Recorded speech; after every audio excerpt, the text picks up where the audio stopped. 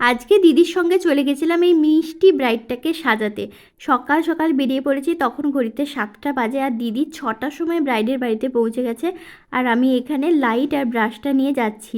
আমাকে দিদি বলেছিল 5 মিনিট লাগবে স্ট্যান্ড থেকে যেতে, কিন্তু সেটা যে টোটোতে 5 মিনিট সেটা বুঝিনি।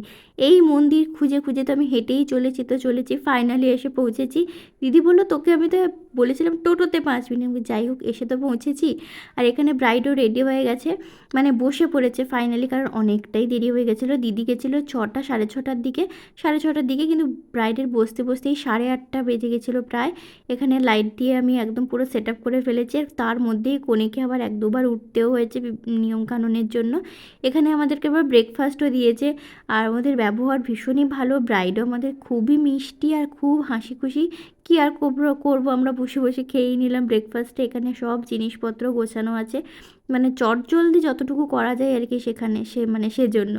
যাই হোক, এখানে দেখো কারেন্টটাও চলে গেছে, মানে যখন তাড়াহুড়ো হবে তখন মানে সব দিক দিয়ে গন্ডগোল হয়ে যাবে।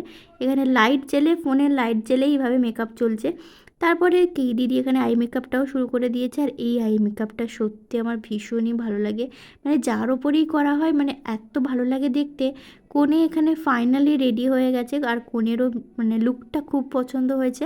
আমাদের সবারই কিন্তু খুব পছন্দ হয়েছে, কী সুন্দর মিষ্টি দেখতে লাগছে দেখো।